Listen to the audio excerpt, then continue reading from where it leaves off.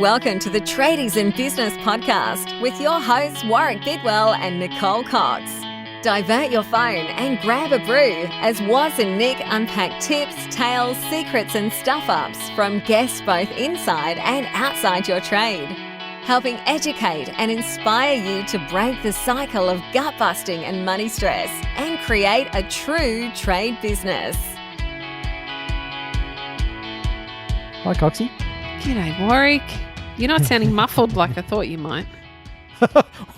Why is that, Coxie? Well, it's Thursday, and we were just laughing about how we were both feeling like we had our head up our asses because it was just Thursday. Sorry, this is an explicit episode. I was going to say, I suspect that means I should tick the little explicit button on this one. Look, if they're going to get us daily, they've got to know every second one's going to be a bit sweary. I know. I have noticed that occasionally I end up with my head up my butt midweek-ish. Do you know what I find, for me personally, is I start the week with a bang. I'm so fresh and excited on a Monday and a Tuesday, and by Wednesday afternoon I'm starting to lag, and by Thursday morning I'm sort of feeling in control of my week, but I know Friday's going to turn to shit. It's going to be a shit show that I'm not going to be able to fix. And this was especially true when I had 12 staff. I knew everything was going to fall apart. It would make me feel sick on a Thursday night. And no matter how much preparation, planning, stressing I put into it, it would happen just about every week. And it would just ruin the end of my week.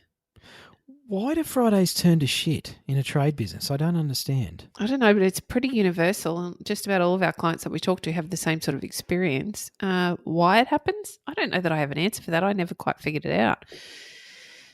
Is it staff are thinking, or team? I don't like this term staff. I'm going to call them team.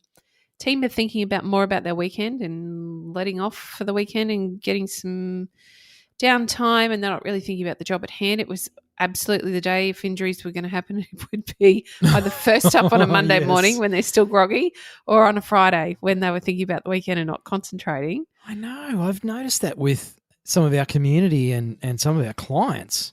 And I've seen photos of thumbs cut off and or messages about, sorry, can't make the session. This has happened on this job on a Friday. And it's usually a Friday afternoon. It's not a Friday morning. It's a Friday afternoon. I'm like, what's with that? It's almost, we used to laugh. It felt like having an invisible clock on the wall, and you'd get to just after smoko and the phone would start ringing, and you just know that it's all turned to shit. And nothing's going to get better from this point on. So given that we kind of, I suppose we should know that that's going to happen, how come we still get all crappy on a Thursday and get... Actually, you know what it is? I think maybe it's a bit unfair to talk about having a head up our ass. I think it's actually having our head somewhere else. In the sand? Then, well, that's we know probably a it's nice coming. place to put it. Give me a bucket and some sand. I'm going to fix this problem. No, I think... You know, that Thursday thing you talked about, it's like, oh my gosh, tomorrow's going to be shit. And so instead of actually focusing on Thursday and making Thursday count, we're too busy worrying about Friday and how it's going to be shithouse. And then it ends up shithouse maybe in part because we had our head up our ass on Thursday instead of actually doing something to make sure Friday went more smoothly this week. I totally agree with that. And... if I were to be really wanky, I would say that you attract what you're thinking about. And I know, that's pretty woo-woo for a tradies and business podcast. Jeez, steady on, Coxie. You're going to... That's the truth. You're going to have the incense out soon. I know. Look out. I'm sure there's a Buddha around this house somewhere. But if you get to Thursday and you're thinking, oh, Friday's going to be shit, and you spend all day Thursday thinking, oh, my God, I'm just waiting for the phone to start ringing at Smoko on Friday, guess what? The phone starts ringing at Smoko on Friday.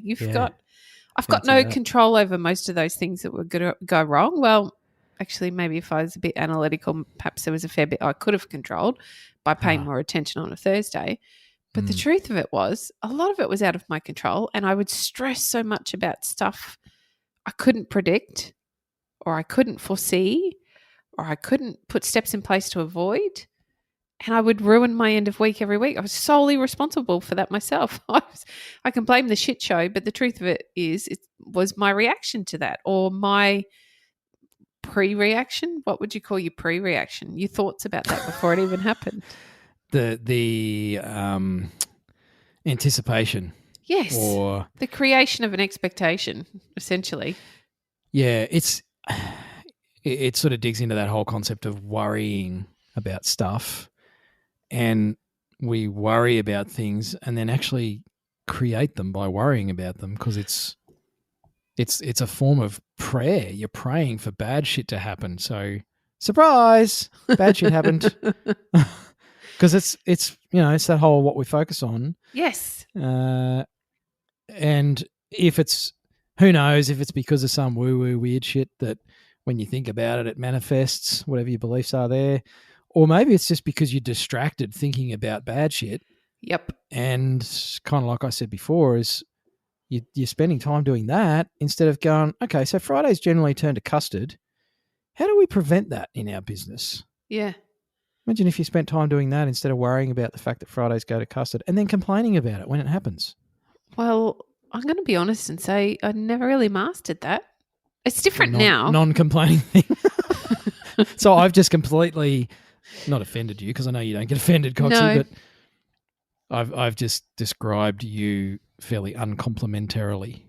As a business owner, I think you did. I think that I never really nailed the Friday thing. I think it was a big failing for me. It was continual negative thinking about what shit show I'd have to deal with that I'd still be dealing with on a Monday morning, rather than just thinking, you know what, I can put steps in place to, if not prevent this, at least deal with it in a better, more responsible, more business ownery fashion. And maybe that was doing it. I just had a great idea. I should have made my toolbox talks on a Friday instead of a Monday. Because if on a Friday, I could have, we didn't have a lot of injuries, but the worst ones happen on a Friday. Or the biggest thing for us was waste. So often we would get to the end of a Friday and the job wasn't completed because we'd run out of whatever, because people weren't concentrating on what they were cutting when they were cutting and being conservative.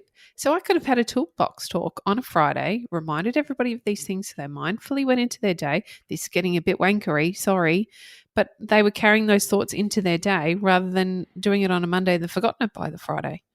Perhaps I could have had 2 toolbox talks. I did really enjoy them after all, especially the ones where we made them do yoga. Yeah, they went down well. Right. Maybe that's another episode.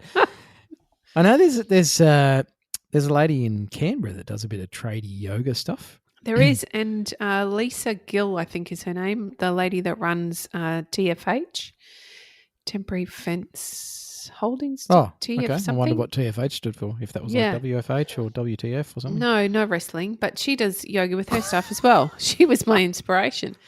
So there you are. Speaking of wrestling, jelly wrestling, tradies would love a bit of that. They would on a Friday afternoon. This is a slippery slope. It's not Friday. We're not talking about this. It? Jelly wrestling, slippery slope. That was awesome. Perhaps this is a conversation for our Friday afternoon drinks tomorrow afternoon. Oh my gosh, no, not with Spawley. Come on, Spawley would be all over this. I reckon Spawley would enjoy that, I think. He'd enjoy the conversation at the very least. Well, I was going to say, he'd probably enjoy a bit of wrestling anyway. Jelly. Whew. All right, so extracting your noggin from your nugget on a Thursday. Maybe it's as simple as that, Coxie. Have a toolbox meeting. Bookend your week with toolbox meetings. A Monday morning and a Friday morning. I'd love to get some feedback on this. I'd love to get some feedback on how you're feeling on a Thursday when, we all feel a bit, I don't know, stressed, flat, worried, concerned. Do you feel that way? How do you deal with it? Do you have a shit show every Friday? Or do you find that everybody rocks up and does an awesome, stellar job and you have absolutely no problems and the phone doesn't ring at all? Can you let us know? Now, speaking of feedback, Coxie. Please tell me we've got another. No. But we'd like some more. Please. give us a review. Now, you're not giving us a review. What you're doing is you're giving other tradies in business the chance to find our podcast on iTunes, especially, because that tends to be where most people listen. So go to iTunes, find our podcast, which should be easy because you're a subscriber, aren't you? You're a subscriber, yes? Everyone's nodding. So you probably need to subscribe on iTunes if you don't already. And then go give us a review. Doesn't have to be 5 stars, but bonus points if you do. And you will be in the running for some Tradies in Business merchandise. Now, Coxie, update on the merchandise real quick. We've tracked some down. Dun, dun, dun. Only because we sent in the heavies. Literally, yeah. We sent in a good friend of ours to just, pop in and say hi. Have you got Was and Nick's stuff? I was like, I got some of it. So we have stubby coolers ready to go. We hope to have some pretty snazzy caps soon-ish when we can get the things sorted. But Get the muscle back. but we do have merchandise, and we will be sending some out to one talented reviewer. We can't say lucky because it's not a competition. We are actually going to pick someone through skill or bribery. Did I say that out loud? But the other thing we've got, something probably even cooler than merchandise, Coxie, is a 3-month sponsorship to the Trade Desk. $150 worth. So not only can you hear us every day, you can see us almost every day. And probably not coincidentally, the sponsored membership is being provided by our friend who actually went and did the drive-by on the merchandise last night. So, he loves our work so much that he's actually, him and his lovely wife want to sponsor someone into the Trade Desk for 3 months for $150. So, if you leave us an iTunes review, you're in the running for that. So Go exciting. check it out. Yeah. Say something nice and honest. And if they don't go together, that's okay. Either be a liar or be nice. I don't mind if it's a negative review. I'd just like to see what people think. I just like feedback. I love a bit of feedback, Coxie, even if it's critical feedback. Sometimes it's a bit hard to take. It's a bit fragile today. But, give us some feedback, gang, and give us an iTunes review. Help other tradies find the podcast and all the old gold. All the Cadbury that's buried in this podcast. There is a lot of old gold in this podcast. And it's not just me. No. All right. I think we should leave it at that. That would have been a perfect way to end. I'm going to go reinsert my head in my bottom.